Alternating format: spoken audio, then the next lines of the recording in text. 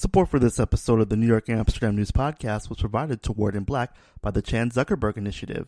Word in Black is a collaborative of 10 Black-owned media that includes print and digital partners. It's Thursday, April 8th, and welcome to the New York and Amsterdam News Podcast. I'm Cyril Josh Barker. My guest for this episode is Natasha Capers, who is the director of the Coalition for Educational Justice. She's going to be speaking with me about COVID-19 recovery and its impact on public schools.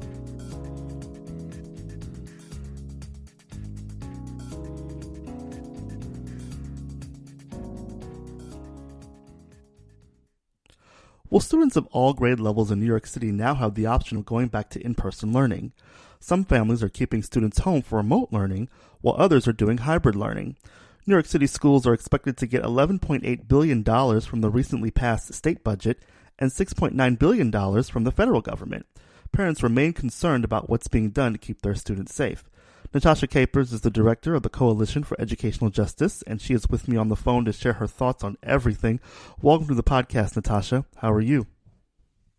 I'm well. Thank you so much for having me. Well, actually, you and I actually spoke a year ago, maybe around this time. One of the things I've been doing is bringing back guests. Last week we had on NAACP President Derek Johnson talk to us about the African American community and COVID-19. And about a year ago this time, you and I were talking right when COVID was just kind of getting started in the middle of it. Schools had gotten closed. There was a lot of confusion as about remote learning and all types of things. But I do want to know from you, what is going on right now with our schools and how do you feel about it? So there's so much happening. We're coming to the close of a school year that has been up, down, and all around, right? And so what students are now allowed back into classrooms, all grade bands are back in classrooms. If they want to be, and that's really amazing that our schools have remained so safe. There's still lots of work that has to happen to make sure that we continue to safeguard students and teachers, paraprofessionals, everyone in school buildings. And I think that a lot of people want to make sure that we keep up that rigor with keeping school buildings safe and that we are protecting everyone inside of the building. And now there's just lots of talk about what's happening with state exams, which is really troubling, right? We've had a year of a lot of up and down. Students have faced unsurmountable amounts of pressure and shifts and changes and actually have done beautifully in keeping up with that. But they should not be punished by having them to take standardized tests under these conditions. And so there's just lots of conversations currently happening around why are we still having these tests? Why are we still doing high stakes things like this, like gifted and talented, even though that test is not going to happen? But there's just lots of talk about why are we keeping with some of these high stakes kind of metrics and measures that we know don't work. Absolutely. And of course, I question also, too, why are we still having these standardized tests when even some colleges and universities aren't doing the SAT right now, but yet and still we're having these standardized tests. What are you hearing from parents? Because I know the number one thing parents want is safety. And let's just kind of keep in mind that we talked previously before coming on about that all grade levels of school are now able to, from K through 12, can now go back into the classroom. However, only people 16 and over can be vaccinated. So that kind of poses a danger, obviously to our students. But what are you hearing from parents about how they feel about what the school system is doing to keep our kids safe? I mean, I think it's lots of different things, right? So, and let's be really clear, even with reopening up the opt-in option to have students come back and do blended learning, come back into the classroom, that there's still a lot of Black and Brown low-income immigrant families who are still opting to keep their children home. We continue to see rates in New York City be high and keep kind of like peaking. We just came off a spring break. There's going to be another peak. So families are really concerned, especially if you have multiple children going to multiple schools. For me, just even today, I just got a call about my son's high school having a possible COVID positive case, and high school's only been open for a couple of weeks, right? And I have two children in two different high schools, and I've gotten calls from both schools around COVID cases. So folks are just, and as they should be, are just still a little leery about bringing students back into the classroom, but also there has to be senses of normalcy, right? Like, folks worked really, really hard to figure out how to have their children at home while they're working, or maybe not working, but having multiple children in the home, how to support them, how to do all the things, right? And so disruptions to those schedules, to that normalcy, can be really troubling for children, especially young children. And it's just been a wild school year. So I think a lot of parents are just like, we just want to get to June. And me included. I just want to get to June. Wow. I just want to get to June. I just want to have some summer, right? Even now there's lots to talk about summer and summer learning, summer school. Mm-hmm. And once again, our stance has been that we should not be doing anything punitive to students. We should not be having punitive summer school. If families want to take advantage of summer learning opportunities, that should be what is happening, but they should be enriching. They should be about social and emotional learning. They should be about play. They should be about being outside. They should be about doing things and that is not just like, oh, I got to relearn fractions, right? Mm-hmm. Like, right, no. Right. Yeah. One of the things you mentioned I do want to touch on is you're saying that a lot of low-income families of color are opting to keep on with remote learning.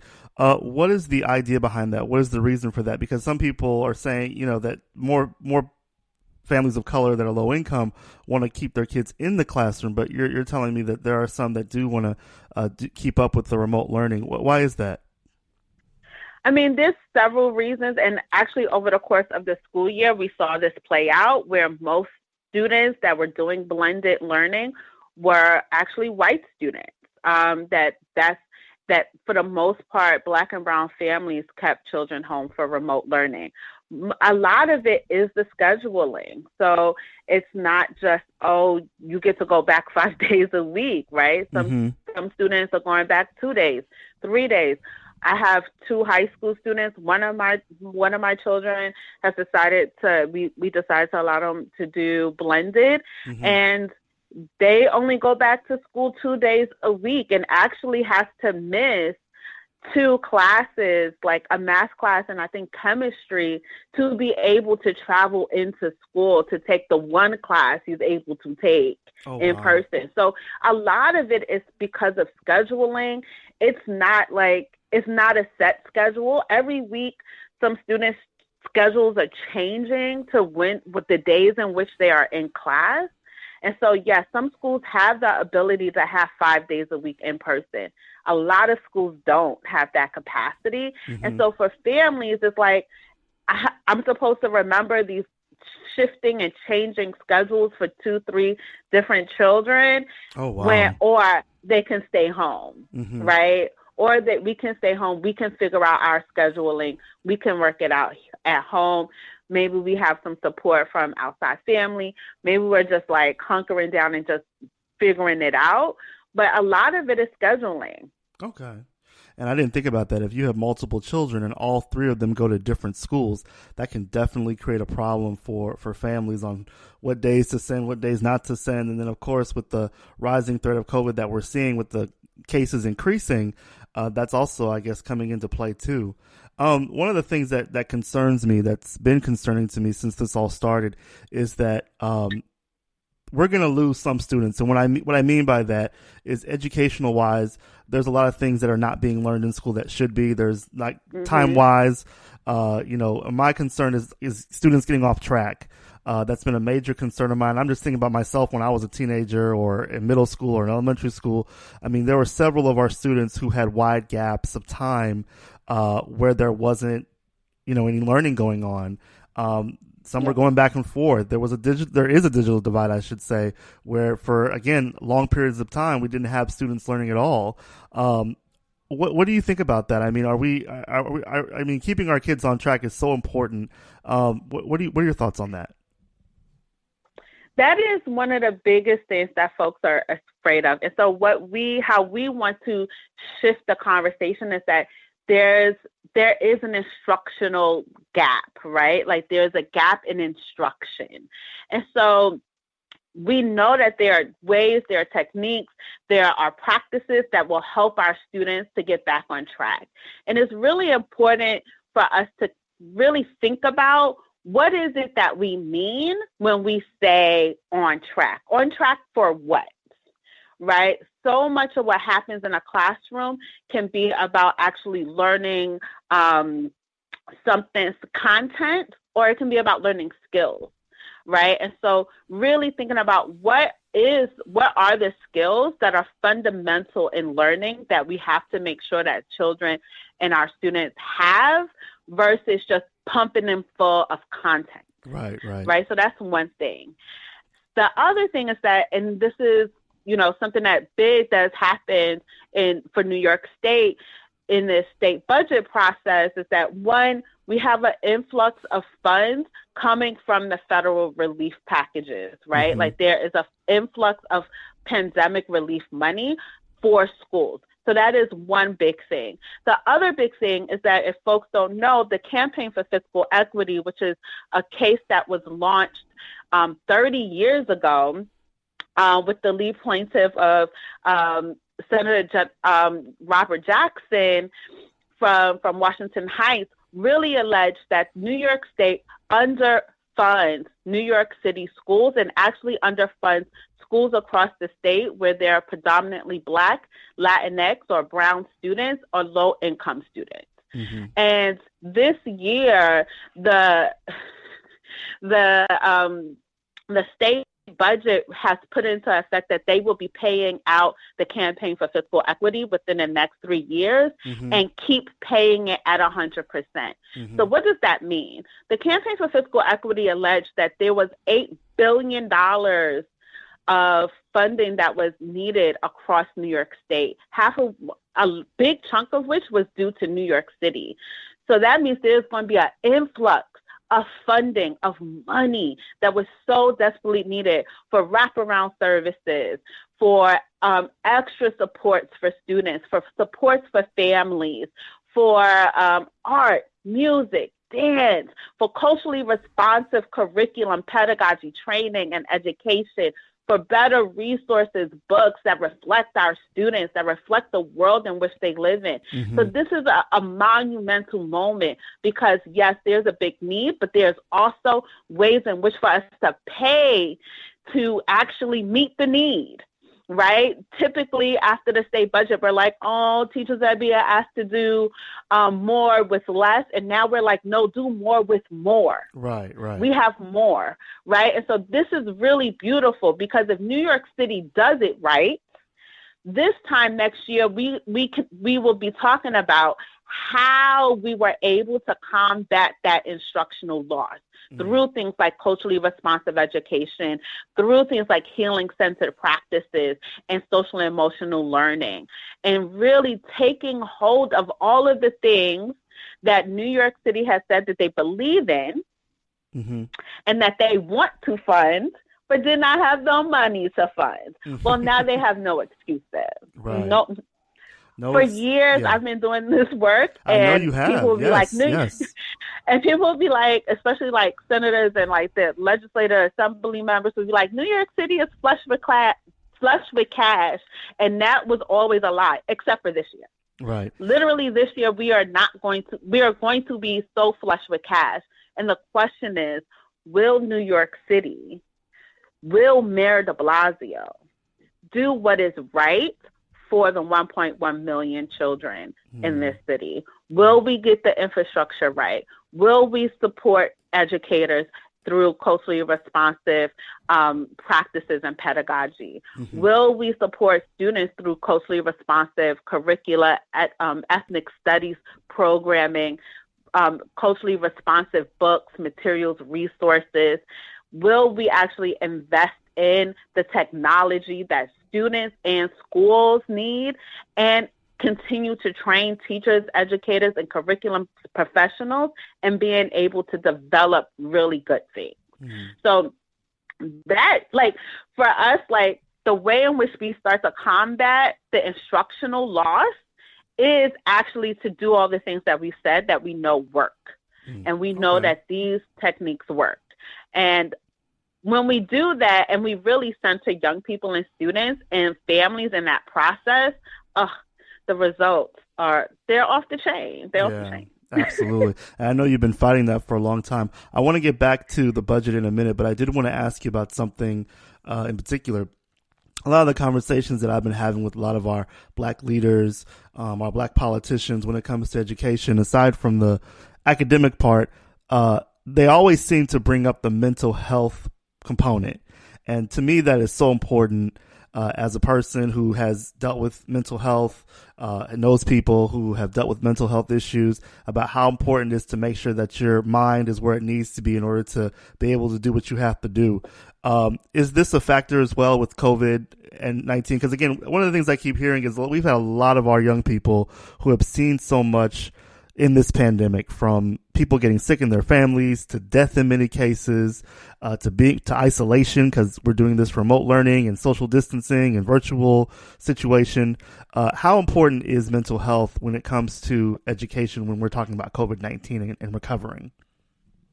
It's so important, and it's such a key lever that often gets shussed about or pushed to the side. And it's one of the reasons why we elevate healing-centered practices and techniques and social emotional support, is because that we have to be thinking about our young people and our educators' mental health, right?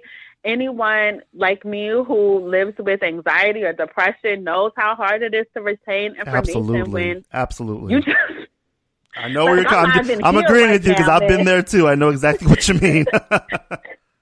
Miss, don't be asking me about the Pythagorean theorem. I'm barely here. Right? I put on clothes this morning and showed up. Give me a congratulations, right? Absolutely. Absolutely. Right. And we feel that as adults, right? Like, there's going to be people who are like, yes, I'm at work today, but my brain ain't, right? But that's how it is for young people too. And so we have to, one, acknowledge that, two, respect it, and three, like, give folks and give young people the tools and the help that they need to move through that. Yeah. And so we have to take that into account. Students, there are going to be young people who have lost so many people. Yeah, absolutely. I have friends who have lost 10, 12, 13 people, wow. Right? There's going to be young people who have been like, I've experienced X amount of loss, or come into school and they're going to be in a classroom where this used to be my teacher's class, other teacher's classroom, and they're not here no more. Wow. Right? We have to take grieving into account. And so at CEJ, when we talk about social emotional learning, part of that is like, when we come back into school buildings, we have to be respectful of the fact that folks have experienced grief. And as people of color, we tend to then have events around that, right? We have a retaz. We have those things to help us move through. And so schools have to do the same thing. We have to allow space for grief. Mm-hmm. We have to have conversations about grief and what does it feel like? What does that look like, right? It doesn't matter that, maybe next school year and it's December and all of a sudden something is hitting a kid in the middle. I remember I lost my dad when I was in high school. Yeah, I lost mine when I was in the 6th grade, so I know it exactly, yeah. Exactly. Like, my dad died in March, and I remember sitting in a teacher's classroom in like June and just sitting there crying. And they're like, "What's wrong?" And I was just like it just hit, like it just like it in happens. The middle of nowhere. It absolutely, hit. Absolutely. And how are we going to make space for that, right? How do educators make space for that in their classrooms? How do we make space for, a student is physically here, but I can see that they're mentally not here. They've checked out. Mm-hmm. Where are they? How do we have help? And because of this budget, because of the money that is inflowing, that there's no excuse not to have mental health professionals in school buildings at this time, right? Yeah. There's no excuse for next school year having school buildings be equipped with mental health professionals, social workers, grief counselors, even having folks from the community who can help bring healing practices in and be a listening ear, be a mentor, be someone who can help process not just student grief, but also the adults in the building. Yeah, absolutely. And I do want to get back on to the budget. It just passed here in New York State. Lots of great things coming out of it. Some things not so great we're seeing. But I want you to kind of expand a little further on some of the things that you're seeing in the budget when it comes to education, particularly when it comes to COVID, because so much has been lost. And there are gaps that need to be bridged, and hopefully this budget will help with that. But speak to us further about your thoughts on the budget when it comes to education. This budget, I really have been doing this work for 10 years, and I know folks who have been doing this work even longer, and I don't think I've ever experienced, or even other folks have experienced, a budget like this. It's, we're really excited about, especially the campaign for fiscal equity. For folks who don't know, like, it really does raise the floor on school funding, right? It really does pour equity into the system around how much money schools get and how then they're able to spend and what they're able to do for students and for the school community. So we're really, really, really excited because there's so much that needs to be done, right? Just talking about even the social and emotional health of students and mental health of students, that is a big line of funding that typically we would not have access to, right? And for every student to have access to some type of mental health professional in their school. But now we actually can have that. That can be something that we see happen in the next few years. And this fight over 30 years, for the campaign for fiscal equity really does fundamentally shift how schools will be able to function forever, for generations, right? So it took 30 years to get it. Over the next 30 years, we really have the opportunity to transform generations in terms of what they're able to do in their schools, what they're able to learn, how we're able to learn, and what even new school buildings can look like. There can be lots of money for infrastructure. So there's always conversation around how do we reduce class size. Mm-hmm. Right? Yeah. There's always lots of conversation around how do we have more art? How do we have more dance? How do we have more enrichment? How do we have after school programs that are good so and needed. enriching Yes. and fulfilling? This is how, right? The campaign for fiscal equity was the how, right? Everybody knows the what. The culturally responsive education, social emotional learning, mm-hmm. lowering class, everybody knows the what, but everyone always asks, how do we do it? And the campaign for fiscal equity was how we do it. And so over my time in this work, I've seen parents and young people go to Albany dozens and dozens and dozens of times, rallying hundreds and thousands of people calling for this. I was part of a team that walked to Albany 150 miles from New York City a few years ago. My foot ain't never been the same. I got a marcher's fracture in it, and it ain't never been right since. Wow. And meanwhile, the governor was like, look at them doing publicity stunts. And I'm like, let me show you my medical bills, because that's not a stunt.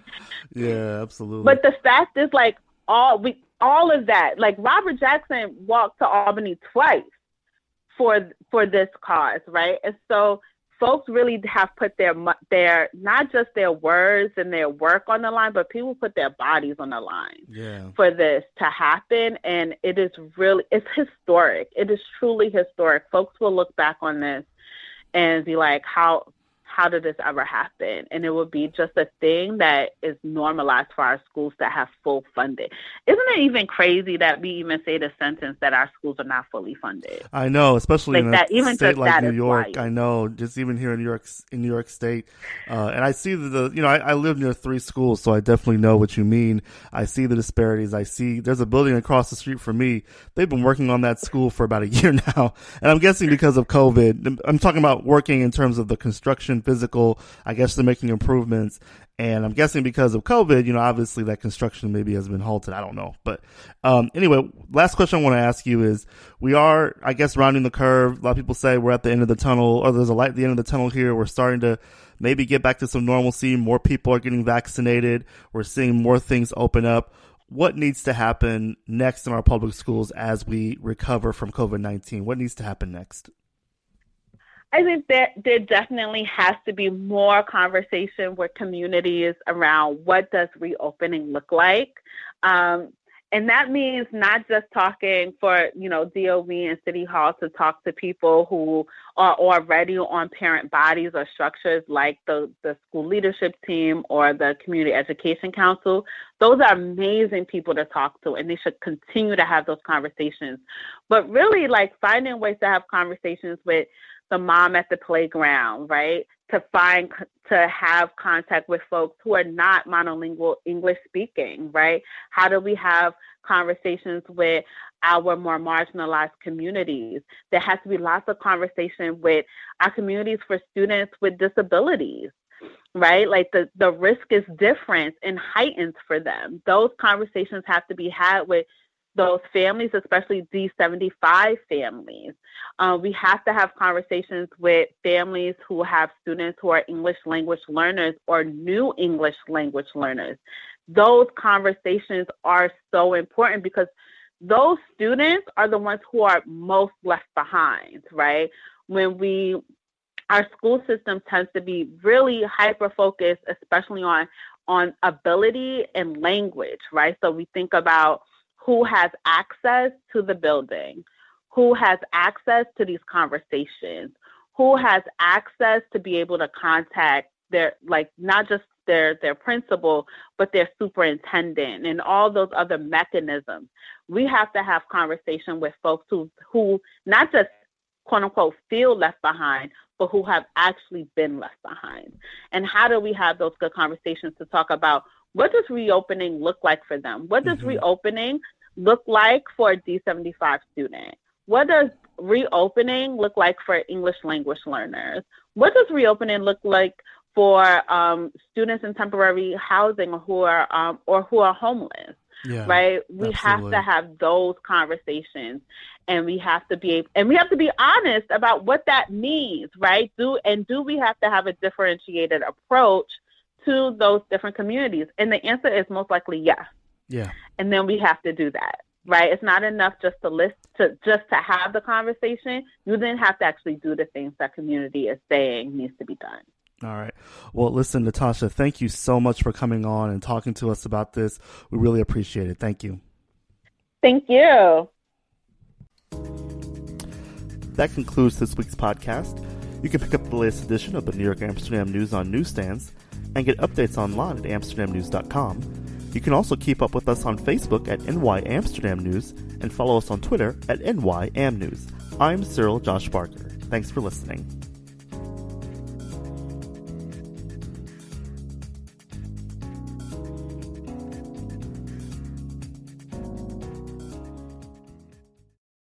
Support for this episode of the New York Amsterdam News Podcast was provided to Word in Black by the Chan Zuckerberg Initiative. Word in Black is a collaborative of 10 Black-owned media that includes print and digital partners.